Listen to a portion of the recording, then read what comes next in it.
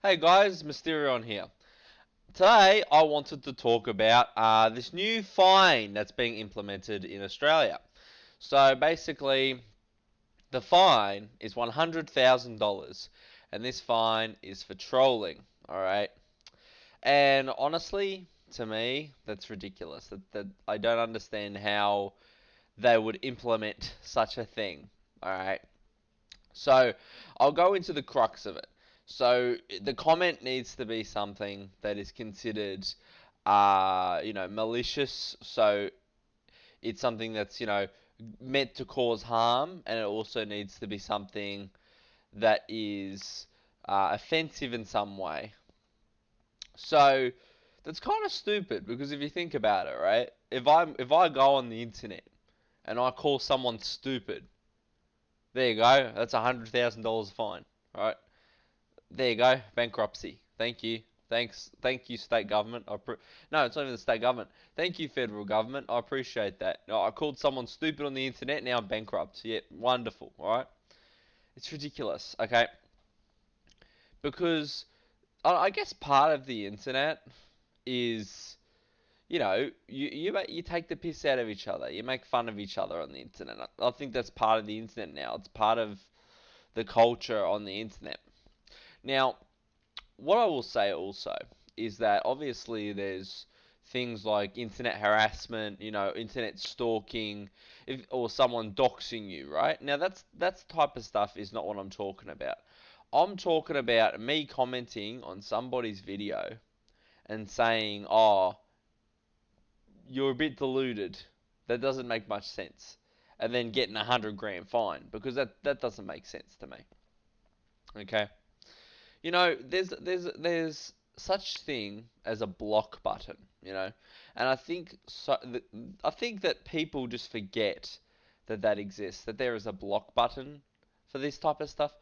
I don't understand why people don't just block all the users that are trolling. Or if they're so, sensitive and worried and so weak that they can't, handle it all, they should turn off the comment section or ignore it. There's an ignore button. Like on Facebook, if I don't want to listen to people, commenting on my stuff anymore, guess what? I can just click don't notify me about this post, and then I don't get a single thing. And that is the wonderful thing about it. All right, there is systems around this that exist to stop this type of thing. We don't need government intervention into this. All right, people need to be responsible enough to be able to handle it, because quite frankly, people will not. Quite frankly, people need to fend for themselves. We shouldn't have the government there to defend somebody's feelings. The government is there to defend you physically through laws, not your feelings, okay? That's just my opinion on the topic. Now, I understand there's things like mental health and things like that. And you know what? That stuff needs to be evaluated. It needs to be, done with a psychologist or maybe medication, whatever it may be. And if you find that the cause of your mental distress is a troll, well, guess what? There's a simple solution. Block the troll. Or, as I said before, you turn off the comments of that post, or you ignore the comments of that post. You don't read them. That's how you fix that. It's not a hard thing. And the thing is, right, it gets even worse. This fine extends to corporations. So for individuals it's $100,000. For corporations, the fine is actually, believe it or not, $500,000. So basically, a house in Melbourne, if you live in the suburbs, the outer suburbs, it's basically a house. Okay, so that doesn't make sense either, because how many of these fines do you think corporations are going to take before they simply exit the market? If I was Mark Zuckerberg and I saw that I was getting left, right, and center 500K fines, right? I would think to myself, geez, these restrictions are a bit much, aren't they? I would try to work around them, and if I couldn't, I would leave the market. Because if these costs are so excessive that it's not able to generate a profit in that region, then I would exit the market. So, with Facebook, I guess they'd have to determine what their revenue is in Australia solely, and then work out with the costs if it's sustainable. And obviously, if it is sustainable, you'd stay in the market, and if it's not, you'd exit the market. It's as simple as that. But you have to understand, right? If Facebook was to exit the Australian market, that's not a great thing, We have people that have businesses that are on Facebook Marketplace. We have businesses that use these services to promote their products and services that promote jobs, okay? Social media is a bigger part of us than you would expect. They're an important thing. They keep us in tune with the news. I personally don't look at news articles. I don't look at, I don't watch TV at all, basically. Okay, like most people. I don't think many people actually do watch TV much anymore. What I do is I like, 7 News, 10 News, 9 News, and the news comes up, right, in my news feed, and I'll watch that. That's what keeps me up to date, right? That's how I would deal with it. And to have that sort of thing taken away, it's not really good because you don't know what's happening. It's unreliable. It's sort of annoying, right? Just because the government thinks they need to enter somewhere where they don't, right? And it extends further. So I usually use Facebook to talk to people because I'm a dinosaur, right? I don't know. Facebook's slowly becoming phased out and sort of in terms of their messenger, I feel, but maybe I'm wrong about that. And sort of without that in play, I'll find it difficult to do things like contact my family overseas, to arrange events with my friends, that type of thing, because I have Facebook groups on there for that type of thing. So this law isn't really useful, and quite frankly, it doesn't really set a good tone for the way Australia is going. In Australia, we have been losing our free speech for a long time, and it just seems to be getting worse and worse.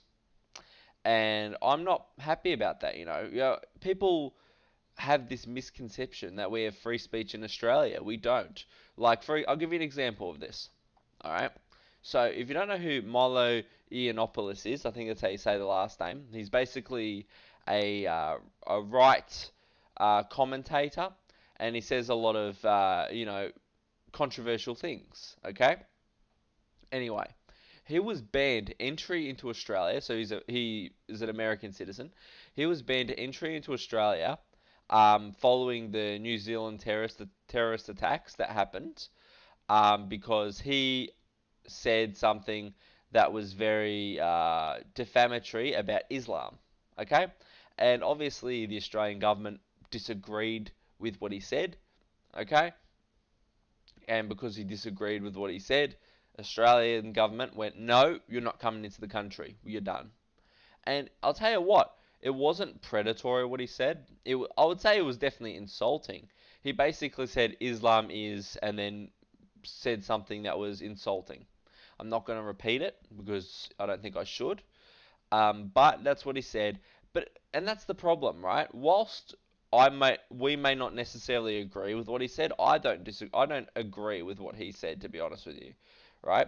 But that shouldn't be a reason to ban someone from a country. And the government is getting further and further down the line of controlling what we say or censoring what we say. And it's a really weird phenomenon because in Australia, our party at the minute for the federal government is actually the Liberal government, right? But the thing is with that, you think the Liberal government would be more about having more freedoms, but by the look of this, it doesn't seem like they're doing enough if they're willing to implement this type of law. So, I'm very concerned about what is going to happen. And also, I did legal studies for 2, 3 years in high school. I don't study in uni, but I did it in high school. So I had to learn about like how laws are actually implemented in Australia and things like that. Now, I'm not going to go too far into this. I'm not going to bore you, but there's something called precedent, okay? And what precedent means is a judgment made by a court will apply to other courts, okay, regarding a certain law. So, for example, with this in place, a judge could make a decision about the first case that comes, and that decision will carry on to other cases. Now, if that decision isn't good, if it's a really, really harsh decision, it means people could be harshly mistreated. They could be harshly punished even further, or this law could be harshly applied in such a way that would be harmful. And that's another thing that I think is really concerning. In any case, this law hasn't passed just yet, but it's getting to the stage where it could pass, and they're just waiting to try to get, community feedback. By God, I hope it doesn't pass, because whilst we need to protect people and their mental health, quite frankly, people need to learn to take steps to protect themselves as well. And if they have any issues, they need to get help. And it shouldn't be the government's job to help them with this. This is psychologists' job to help them. Anyway, thank you for watching. I wish you the best. I hope you had a great Christmas and I hope you have a great new year. You might notice that I sound a little different. I'm using a different mic. If this is better, I'll continue doing this. If not, I'll go back to the old one. Please let me know, and I hope you have a great new year. Peace.